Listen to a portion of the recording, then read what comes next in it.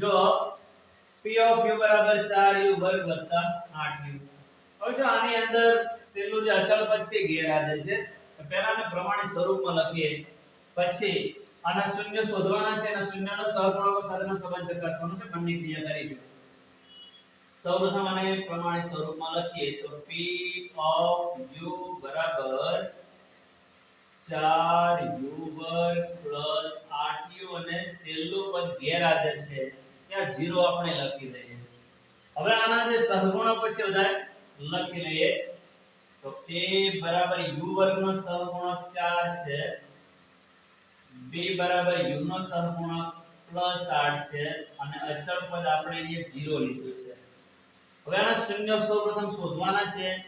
હવે બહુપદીને પહેલા એમ લખી દઈએ p of u બરાબર 4u વર્ગ 8u. હવે બહુપદીના શૂન્ય શોધવા માટે સૌપ્રથમ p of u છે આની નીચે 0 લખી દેવાના. હવે અહીંયા બંને પદમાંથી કંઈક કોમન નીકળે એવું છે. 4 * 4 અને 4 * 8 એટલે કે 4 કોમન નીકળે એવા છે. બીજો બંનેમાંથી એક u કોમન નીકળે એવો છે, તો u કોમન કાઢી દઈએ. હવે પહેલા પદમાંથી 4 બાર આવતા રહે, u માંથી એક u બાર આવી ગયો એટલે એક u વધશે.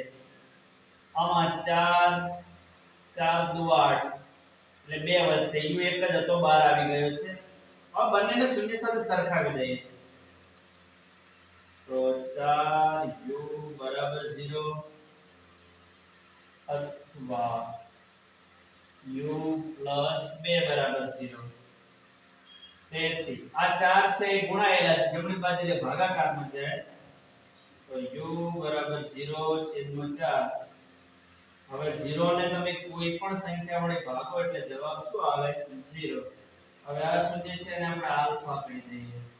તો આલ્ફા આપણને અહીંયા 0 મળી ગયા છે. હવે અહીંયા બીજા શૂન્યની વાત કરીએ તો u બરાબર +2 જમણી બાજુ જાય તો -2 થશે. આને આપણે બીટા કહી દઈએ તો બીટા બરાબર આપણને અહીંયા મળી જશે -2. તો બંને શૂન્ય આપણને મળી ગયા છે. શૂન્ય શોધ્યા પછી શૂન્યનો સહગુણકો સાથેનો સંબંધ ચકાસવાનો છે. તો એના માટે પહેલા આપણે શૂન્યનો સરવાળો કરીશું. આલ્ફા + બીટા બરાબર આપણે -b/a મેળવવાનો છે. તો પહેલા અહીંયા બંને શૂન્યનો સરવાળો કરી આલ્ફા + બીટા. આલ્ફા આપણી પાસે 0 છે પ્લસ બીટા બરાબર -2 છે.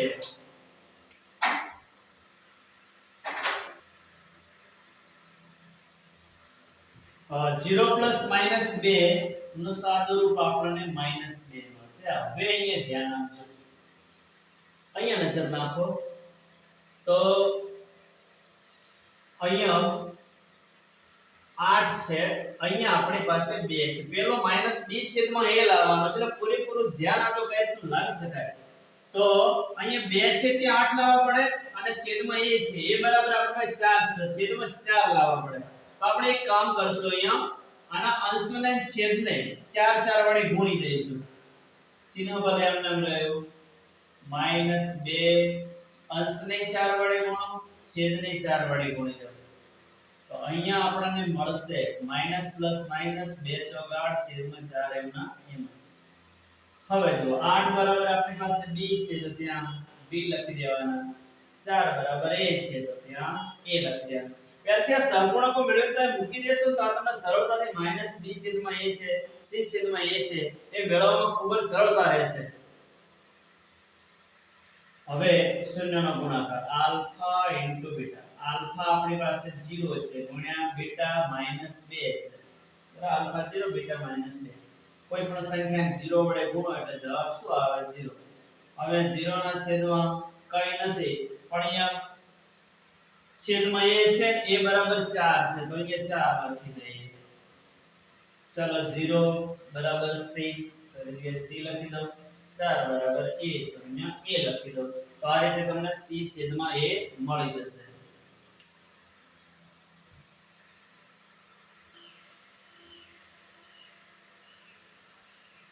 દાખલા નંબર 1 નો પાંચમો p of t બરાબર t વર્ગ - 15. જો આમાં પણ વચ્ચેનું પદ ગેરહાજર છે, આને પહેલા પ્રમાણિત સ્વરૂપમાં લખીએ.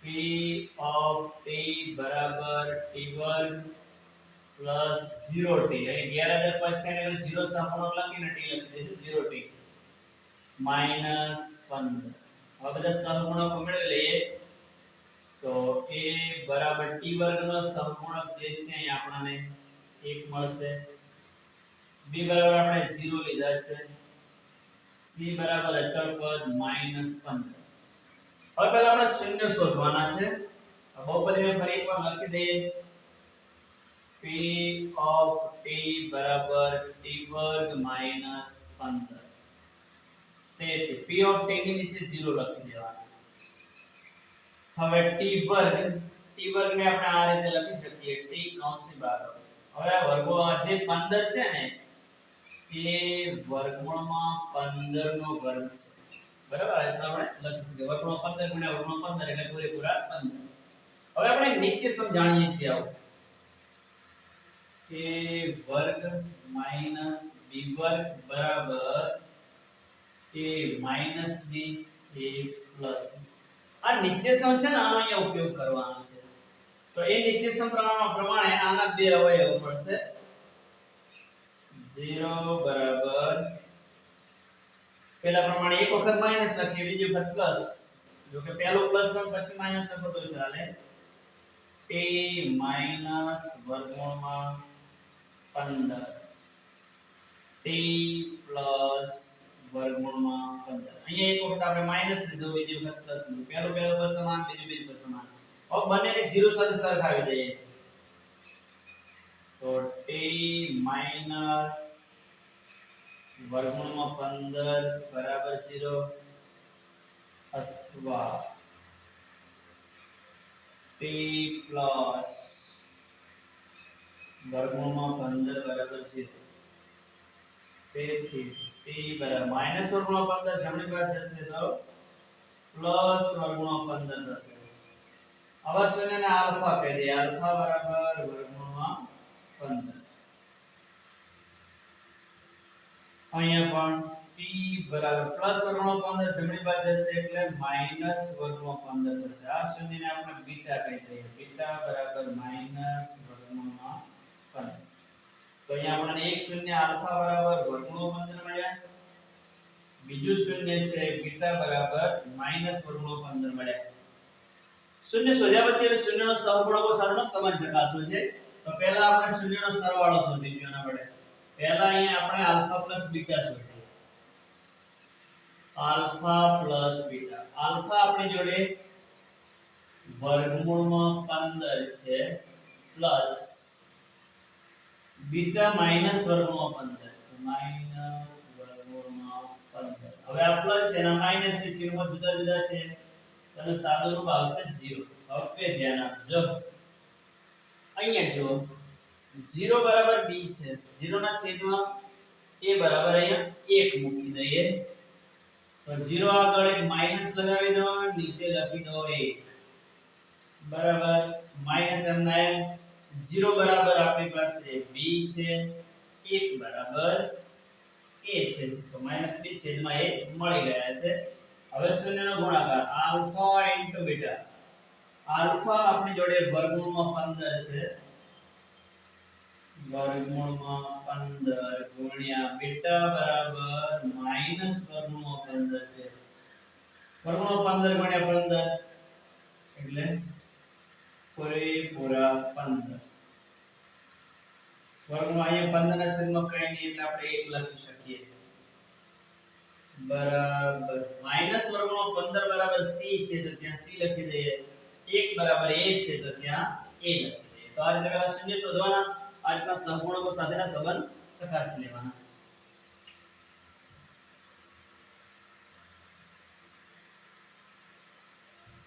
છઠ્ઠા નંબરનો દાખલો જો સૌપ્રથમ આ બહુપદીના સહગુણકો મેળવી લઈએ તો x વર્ગનો સહગુણક a બરાબર 3 x નો સહગુણક b બરાબર -1 અને અચળ પદ c બરાબર -4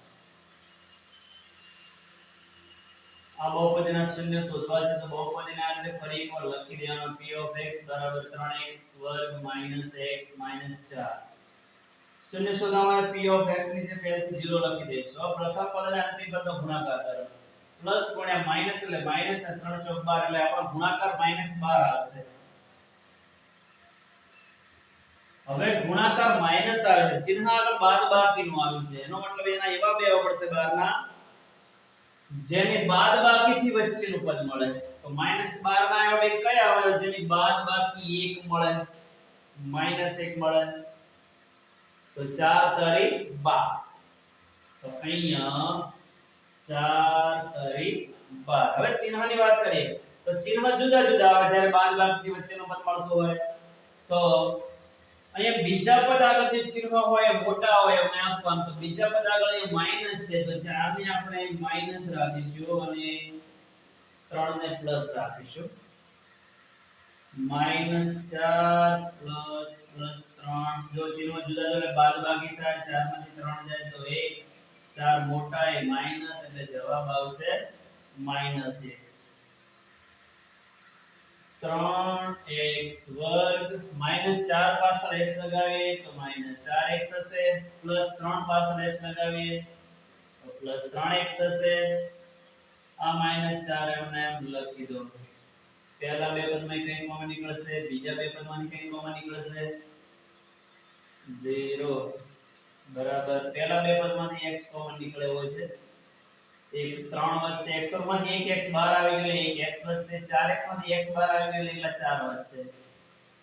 આ બંનેમાંથી 1 કોમન કાઢીશું. 3x - 4. કશું સામાન્ય ના હોય ત્યારે 1 સામાન્ય કાઢવાનું. તેથી 0 બરાબર 3x - 4 કોમન કાઢીશું. 3x - 4 કોમન નીકળે તો અહીંયા x વધશે. 3x - 4 કોમન નીકળે તો અહીંયા પ્લસ 1 વધશે. હવે બંને કૌંસને 0 સાથે સરખાવી દઈએ. તો 3x - 4 બરાબર 0 અથવા x + 1 બરાબર 0.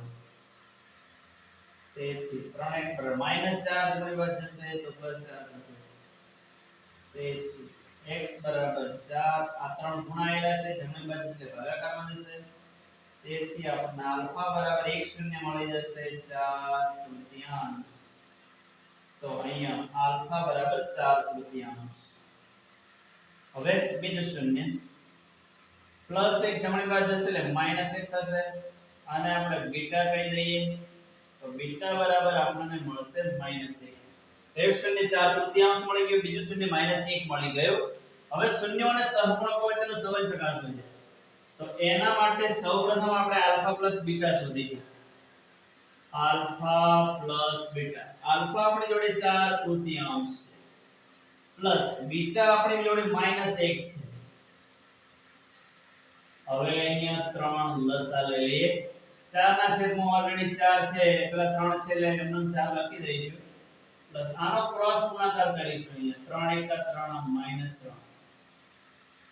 4 માં 3 જાય તો 1/3. હવે જુઓ ઓકે અહીંયા 1 ની આગળ માઈનસ છે તો એક માઈનસ અહીંયા મૂકવો પડશે. પેલા સૂત્રમાં માઈનસ છે તો એક કૌંસ કરીને બીજો માઈનસ મૂકી દેવાનો બરાબર. માઈનસ એમના -1 બરાબર b છે તો અહીંયા b લખી દઈએ. 3 બરાબર a છે તો a લખી દઈએ. તો આ રીતે સરળતાથી તમે -b/a મેળવી શકો. હવે આલ્ફા * બીટા. આલ્ફા 4/3 છે ગુણ્યા બીટા -1 છે. અંશ અંશનો ગુણાકાર -1 અંશમાં ગણાય 4 * 4 / 3 બરાબર. જો અહીંયા -4 બરાબર c છે તો ત્યાં c લખી દઈશું.